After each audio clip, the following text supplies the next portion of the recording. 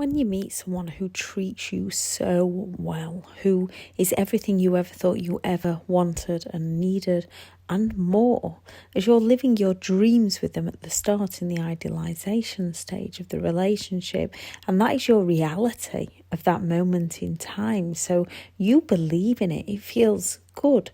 You understandably want to hold on to that and never let it go. However, a narcissist is a con artist. They sell you a dream to deliver you a living nightmare. Walking away from your dreams, walking away from your hopes, walking away from the reality that you once lived when they were so kind and caring towards you is hard. It's hard to walk away from any relationship. It's hard walking away from someone you fell so deeply in love with, someone you care about. Walking away from a narcissistic relationship takes courage and strength.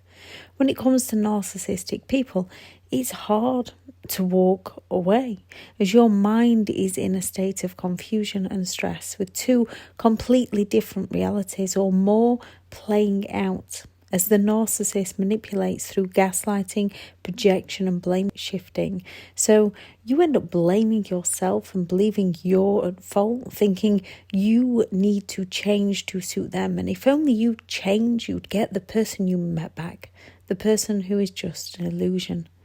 As the power struggle continues while you're trying to keep true to yourself and they're trying to keep control over you, whenever you give in, that person you met reappears, leaving you doubting their bad behaviour and believing it's your fault. Narcissistic abuse is never your fault. A narcissist is living in a state of mixed realities. Deep down, they are quite insecure and vulnerable, continually searching for someone to fix them. And when they're in a fault, not fixed, they will punish people as they only want their reality. They can only cope with the reality that they are good and everyone else is bad, that they are right and everybody else is wrong. Where most people can see their own faults, narcissistic people avoid doing this and toxic relationships are formed. You have one partner that is hurting and will take everyone down to heal that hurt. Another who might have been hurting before and will definitely be hurting during the relationship, that's doing their best to heal the other person, not realising that it only harms themselves. Both end up full of inner turmoil and self-harm. The narcissist in a negative way, yet blaming all others. You are only doing your best to help, yet blaming yourself, and it brings you more pain and discomfort. When you realise by helping them you're destroying yourself is when you decide to leave. So even though people might know within themselves that it's not a healthy relationship, why do people stay? Number one, the beliefs that they should make it work, that relationships go through rough patches, that if only you just communicate in a different way, that everything will be okay. However, it's never okay. 2, the narcissist love bombing. The idolization stage. Narcissists know exactly how to hook people in. This is a manipulation tactic to feed people that false reality, making you believe and feel like the luckiest person alive, that you're living out your dreams. Then this confuses you when they stop acting this way, causing that cognitive dissonance as your mind is trapped between realities and beliefs. Also, the trauma bonding, the dopamine release from the highs and the cortisol release from the stress makes you chemically addicted to the way they treat you. Mirroring. When a narcissist mirrors, it's done on a conscious level as they study their targets to purposefully reflect back what the target wants to hear, often accompanied by the narcissist future faking. Some will stalk our social medias, others will ask friends and family about us. They are literally gathering data. As a narcissist likes in their own authentic personality, they are testing ours. They want to build up our hopes, which creates that trauma bond. So when their mask slips and their envious face comes out in full force, they will then project their negative qualities onto us so we doubt ourselves. They will downplay their toxic behaviour and exaggerate things we haven't even done to get us to conform to their demands and walk on eggshells around them. Mirroring is simply an illusion as the narcissist sells us all those dreams of what we would like to hear, claiming they want them too. So we find it difficult to walk away from our hopes and dreams, and we feel guilty walking away and letting them down on theirs, the promises that we made to them of the future that we'd create together.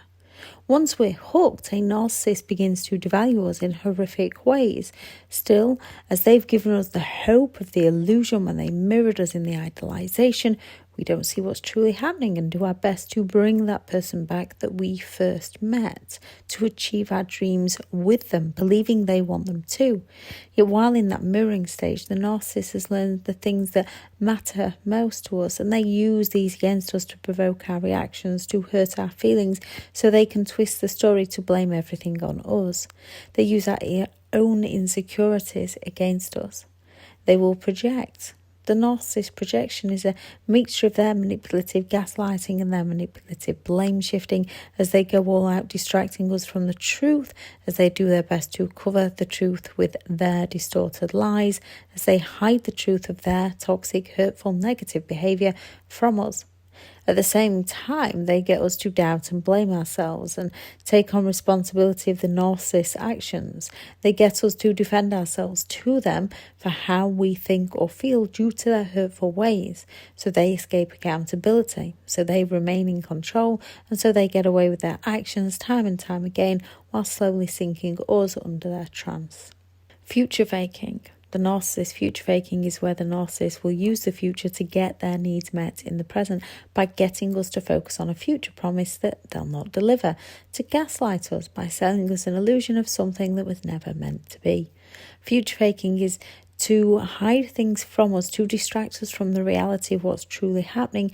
They will promise something, and then when they don't deliver on that thing, if we question them about it, it'll be a case of, I'm sorry, if only you, to blame you for the things that you possibly didn't even do. Future faking is to sell you that hope that if only you did something, they would do something for you, to make you feel gratitude. So if they promise you something then don't deliver, you ask them about it, they will come at you with something they have done.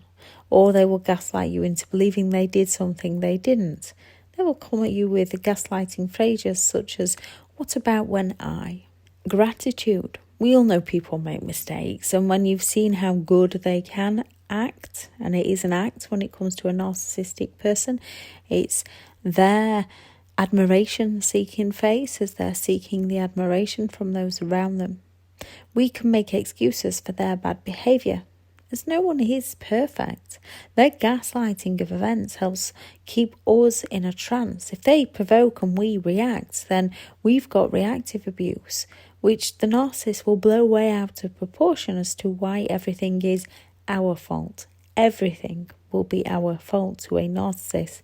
With their projection and their blame shifting, they will play down the part they played or any wrongdoing on their part. You can always find evidence of when they are a genuine person. Again, causing that inner conflict within our own mind, finding ways to make excuses for their bad behaviour and focus on their good behaviour. Narcissists will do their best to make us feel grateful for when they have done something for us, yet make us feel bad when we do something for them. Empathy. When you have high levels of empathy and for understanding of compassion within you, you do your best to relate to how others feel and help them the best you can. Help them heal, help them and give way too much of yourself to them. Having compassion and understanding and wanting to help people through their pain. Unfortunately, when it comes to narcissistic people, the more you give, the more they will take. Narcissistic people don't give for giving's sake. They only give so they can take. Cognitive dissonance.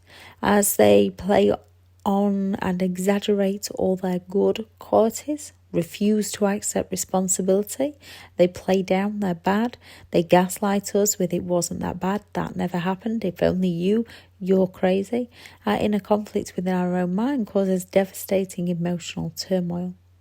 Repetition compulsion, performing the same act and behaviour and never getting different results.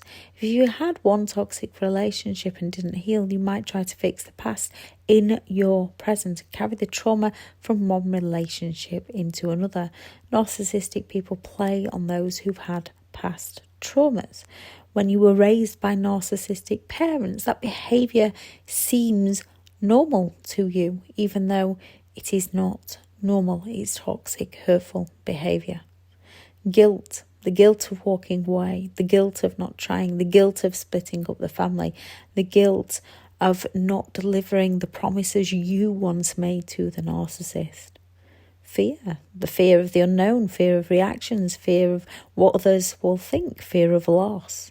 Trauma bonding, the highs and lows of the relationship that cause trauma bonding, from the high levels of dopamine during the good times to the cortisol during the stressful times. You're basically on a natural drug within yourself. Financial abuse. A narcissist will find ways to control your money, either by being the breadwinner and controlling how much you have, or being a leech and draining your finances. They can guilt you into giving them money, or guilt you into not wanting to ask for more. Pride and ego. Often when you've been isolated, especially from those people who tried to warn and help you, your pride doesn't want to let you reach out to them. Fear that they might reject you. Fear that no one will believe you. You have to protect yourself and heal. Once you realise you're in a never-ending cycle of a toxic relationship, the best way is to get out safely. It's incredibly hard to leave. Once out, you'll be wiser and stronger, working on who you are and who you want to be, releasing guilt, pain, fear, working through the past to leave it where it belongs, in the past. It takes an average of 7 attempts to leave an abusive relationship. Some manage in less, some it takes more. People stay because a narcissist gaslights, manipulates, exploits and coercively controls them into not seeing what's happening, while causing self-doubt, confusion, fear and isolating from support. Keep working on who am I. Keep building new dreams. Keep working on your beliefs, your boundaries, your hobbies. Make a decision and then find a safe way to follow that decision through. Make sure you try to eat well, sleep well, try getting some exercise. Remember, it's baby steps all the way. You're allowed a couple back. Just keep going forward. You can and you will recover from this. You are enough. If you found the coping mechanisms to survive the relationship, you will find the coping mechanisms to survive recovery and thrive. You deserve to have a good life. You deserve to be happy. You are enough and you are worth it. Go out there, create the day that you deserve, because you do deserve to have an amazing day. Bye.